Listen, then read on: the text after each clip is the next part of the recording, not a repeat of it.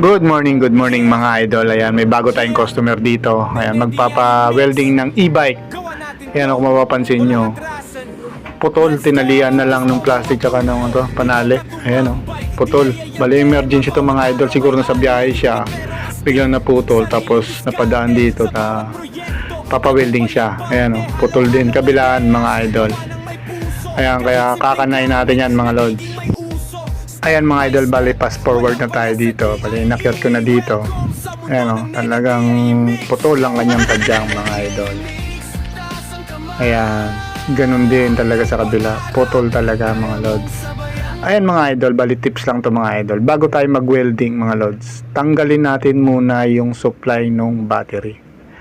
Delikado po kasi yan mga idol. Tapos siyempre, para hindi rin maapektuhan yung mga pyesa, lalo mga ganitong electronics, talagang malakas ang amperahe, tatamaan tong mga maliliit na mga pyesa ng tulad ng mga capacitor, resistor. Dito kung mapapansin nyo dito mga idol, yan yung wire nitong dalawa, itim tsaka pula, baybayin nyo lang yan mga idol. Yan yan, itong dalawa na yan, dito siya nakakabit yan. Tatanggalin natin yung dalawang tornilyo niyan idol. Tapos siguraduhin yung wag didikit yan mga idol. Yan. Kasi mag-spark yan. Yan. Yan wag nyong ipagdidikit yung negative positive. Ayan, bali kung mapapansin nyo mga idol, yung plus, yan yung positive, kulay pulang wire yan. Yan. Para pag binalik nyo ulit, yan yung negative naman, yan yung kulay itim, yung pinaka ground nya. Kung sakaling ibabalik nyo na mamaya. Ayan. Na mga idol, bali dito na tayo sa ating gagawin talaga. Halimbawa na-disconnect nyo na yung mga sa battery, bali dito na tayo. Yan. Bali i-align natin yung pinakatubo sa pinagputulan niya mga lods. Ayan. Tapos yung mga cable, ilayo nyo yan kasi maaaring mainitan yan, masunog. Tapos tong mga idol, yung pag-weldingan natin, grinderan natin mga idol. Yan. Yung patatamaan natin ng welding, yun yung lilinisin natin. Paikot. Yan. Ayan mga lods, pagkatapos natin linisan yung bakal na grind natin, bali yung ground ng welding machine natin, ilalagay natin din sa chassis ground niya mga lods. Ayan Yan, wag yung sa may pintura, dapat bakal sa bakal para maganda yung kapit ng ating ground. Tapos i-set natin yung ating welding machine sa yung amperahe sa akin ito kasi mahaba yung wire, ginawa ko to 110. Pero kung maikli lang naman yung wire nyo, nasa 1 meter to 2 meters, 80 to 90 yung amperahe niya mga idol. 80 o 90 hanggang 100. Ito kasi ginawa ko 110 amperahe kasi ang haba ng wire ko. Ang haba niya kasi lalakbayin, parang ganun yung amperahe. Ayan, bali ispat-ispat lang dito mga lods. Kung saan yung bitak muna, tapos mamaya dodoblehan na lang natin. Mas maganda may konting bevel yung bakal yung pag-weldingin natin para mas pasok talaga yung pagkinang natin doon sa loob. Ayan. Ito ang pangalan, original na content para sa sambayanan. Ayan mga idol, bali mas maganda may pantiktik din kayo. Ayan.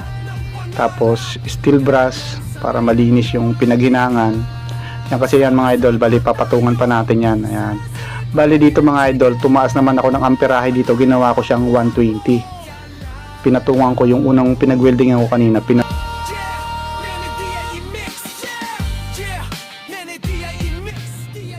Ayan mga idol, bali fast forward na tayo mga idol. Bali naka-apat na patong din ako dito mga idol. Yan. Bali linisin natin mga idol kasi pipinturahan natin. Tapos, syempre, yung may kunting bukol-bukol, i-grind natin. Huwag na kayo mag-grind banda dun sa pinakatubo. Yung pinag-weldingan lang natin yung ating i-grind. Ayan. Katapos nyan, syempre, i-sprayan natin para iwas naman sa kalawang mga idol. Nagiging may uso, step by step, walang palya sa DIE. Welcome sa mundo ng Nene DIE Mix.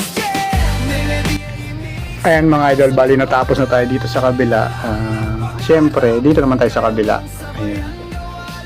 Ayan, bali tatanggalin natin muna itong mga plastic na pinagtatali nila mga idol.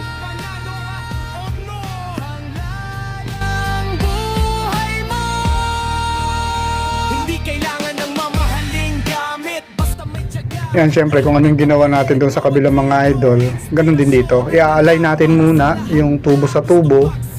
Yan. Tapos syempre yung pinagbitakan, i-grind natin yan para yung pag-weldingan natin. Yan, bali i-grind natin yung pinakalabi kung saan naputol mga idol. Kasi doon tayo mag-welding para maganda yung kapit ng bakal. Katulad niya kasi medyo may pintura. Patay-patay kasi yan pag halimbawa mag-i-spark lang yung ating welding rod. Maganda bakal sa bakal. Yan katulad niya, no? Tapos babalik ulit tayo sa amperahe niya mga idol na 110. Yan. Ispat lang mga idol. Ayan.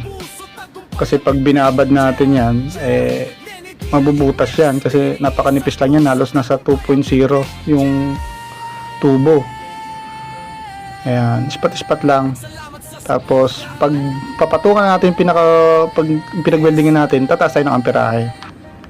Ayan mga idol, bali fast forward na tayo mga idol dito. Halos naka 5 patong din ako dito mga idol. Basta pag papatungan nyo yung ano nyo, yung pinag-weldingan nyo, tataas tayo ng amperahe. Tataas kayo ng amperahe mga idol. Yan. Pag manipis naman, syempre bababa tayo ng amperahe kasi nga mabubutas yun. Ayan mga idol, oh. Bali, okay na yan mga idol. Bali, kunting grind na lang dun sa ating pinag-weldingan. Tapos, pipinturahan na natin. Ayan, bali, linisin natin yung mga kunting bukol-bukol dun sa pinag-weldingan natin. Kaya nga na-invento yung grinder para dyan. Ayan, tapos linis. Kunting linis. Sabay, pintura na mga idol. Ayan. First coating lang muna mga idol. Ninipisan lang natin muna yung pagpintura para maganda yung kapit. Patutuyuin natin muna yan. Ngayon habang nagpapatuyo tayo dyan, ikakabit na natin muna yung kanyang battery. Yan. Mamaya na natin balikan yan pag matuyo na siya. Yan. Pupunta tayo dito sa kanyang battery. Yan mga idol, inuulit ko yung negative o yung kulay itim na wire. Kung nakaharap ka ng katulad ng ganyan, nasa kaliwa siya banda. Yun, mas may nakita yung parang guhit na minus, yun o, negative ground yan. Yung isa pa cross, positive yan, kulay pula. Ito yon. Hindi pwede kasi magkabaliktad yan mga idol. Ayan mga idol, bali fast forward na tayo. Yan, nakabit ko na siya mga idol. Yung ganyan siya. Kung ano yung kinuha nyo nung dati, ganun din yung gagawin nyo. Ibabalik nyo sa dati. Yan. Mas maganda mga idol, ya, bali, halimbawa hindi nyo pa kabisado, takpan nyo ng tape yung isang terminal, tapos yung isa unahin nyo. Halimbawa ganyan, tatakpan nyo para hindi siya magsayad. Mag-i-spark kasi yan mga idol. Katulad yan magkadikit, masyadong delikado.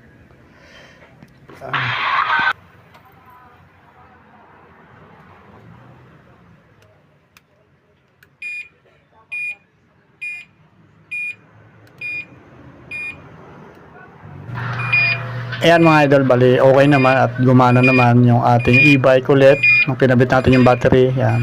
Bali hanggang dito na lang mga idol. Ingat po tayo palagi.